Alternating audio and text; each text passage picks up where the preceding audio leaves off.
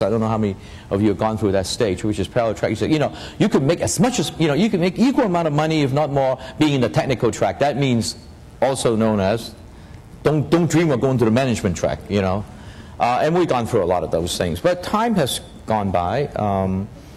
I think we could talk a little bit later about how we kind of make things better, okay? But I would say that this study is a little dated. Of course, there are many, there are gaps to fulfill and to catch, to catch up on. But the most important thing is today we have Secretary Locke, Secretary Chu.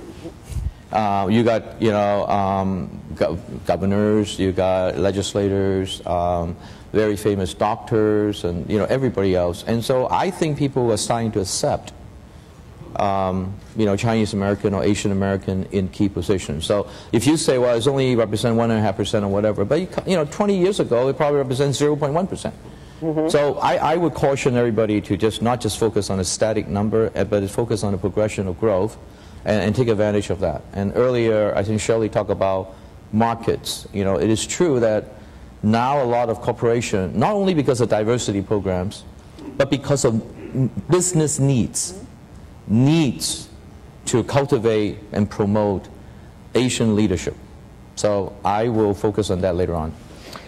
Rob, what is your perception of what the Asian brand is? I mean, does that fit in with what you see people around you thinking, or? Not anymore, not at all. And I think these are all very good points because, it is a stereotype. And what's a stereotype? It's a generalization, and there's always outliers. And it may have been true 10, 15 years ago, and the numbers, as we've seen, are not there yet in terms of the C-suite and the board overall. But what I'm seeing throughout our company, not just in what we're doing in Greater China, but even in our board, where we have a committee of 100 member who's been a part of our board, Jack Tai, but through our ranks, and especially in our emerging talent, we're seeing more and more Chinese and Asian Americans who are rising through the ranks, and not just in engineering or financial, in our case financial engineering are the people that crunch the numbers, but throughout marketing, throughout sales, throughout other management tracks, etc.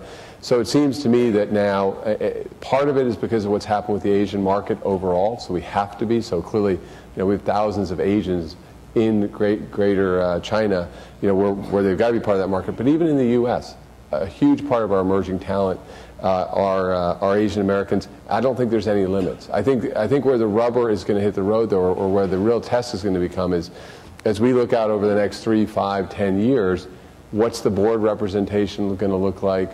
What's the C-suite representation going to look like? That's when we really. You seem to suggest we're on a wave of change. I think we're on our way to change. That's what I see certainly in our own company. And I was telling our fellow panelists and you of a story earlier, and I don't want to put anybody on the spot that might be in the audience, but we had a role come up a few years ago, very prominent marketing role, to be our chief marketing officer and head of multicultural sales. And I think there was a lot of reticence, and part of it was stereotype and bias against having a Chinese, in this case Chinese American, take that role, because they're thinking, well, how are they going to interact with African Americans, Hispanic Americans, et cetera, et cetera. We gave that person that role. They've been enormously successful. So I think 5 years before, 10 years before, no way.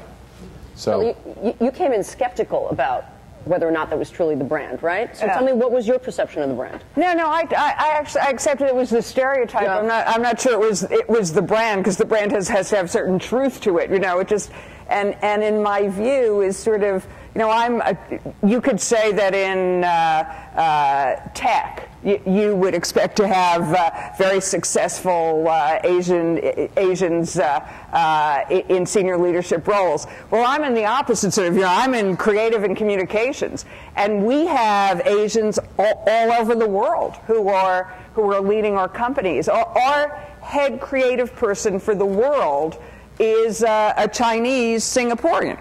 And he's just Kai. No one sees him as, oh my goodness, there's an Asian person here. So I think that the reason that I kind of dismiss the whole stereotyping thing is once you get to be in a truly culturally diverse organization that's truly global, you don't see it anymore. and then it's just the talent that comes forward. So the only issue is the talent, though, does have to come forward. I mean, so Jenny's point of before saying, you know, turning down this fantastic job, that would be a problem. But if as long as people have the confidence to say, yes, I'd love that job, I'd like to do that job, yes, I'd like to go to Germany and head that office or whatever it is, then I think it's all opportunity, because I was saying to John before, there is not a company that I work with in the world that is not focused on what they're going to do to drive growth in Asia harder. And the next conversation is always, and how are we going to get Asians into our leadership? And so, to me, it's just wide open for people to come in and take those roles. So we disagree with the brand. But we don't disagree that we're at a moment, right, where it's yours for the taking. So, John, Jenny, advice to people who are in the audience, or your constituents, what they should do. Go ahead. I think the most important thing, like you say, you have to step up. But also, I think we have to take risks. Not be, I think we tend to be a little, again, generalizing, risk averse. I think we tend to want to be comfortable. I was very comfortable in my position. Like, why do I need to step up? Because if I all of a sudden step up, I might fail. Versus, this is an incredible opportunity. That I can make a difference and I could really shape that. I think really getting out of your comfort zone is probably the most important thing that you can do for yourself in a leadership role, and not being afraid of that.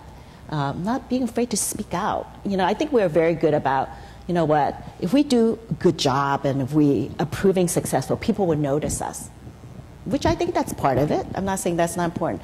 But you also have to be able to communicate that.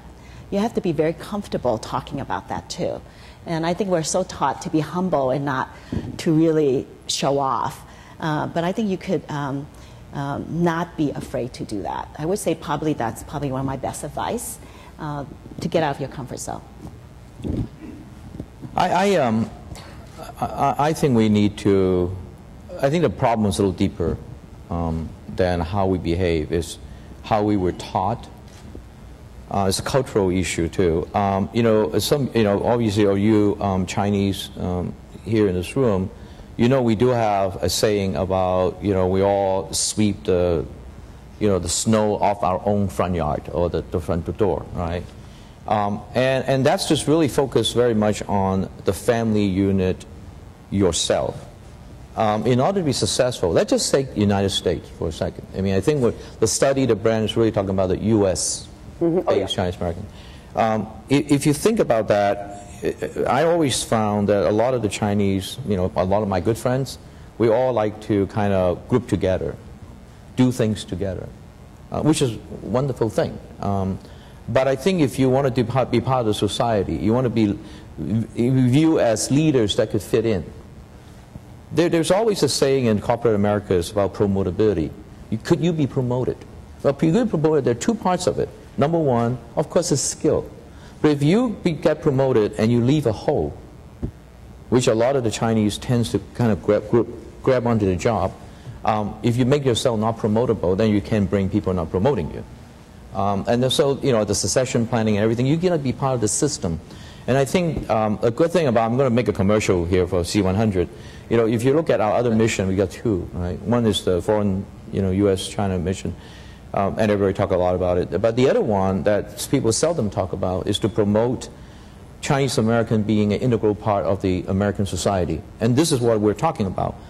You have to make yourself, you need to do things that you normally may not get an instant reward. Engagement, public services. Then you get recognized. Then you say, oh, gee, this person really wants to make a difference. Then you get invited to boards. Then you get invited to maybe nonprofit and profit boards. Then you're in the position to help change. Not only change the society or things around you, but you also change the image, the brand, and you also could make yourself a model, a role model for everybody else that follows you. Jenny, you reminded me one other interesting aspect of the study is when they surveyed groups of people about what are the prototypical characteristics of somebody who would be good for a leadership position.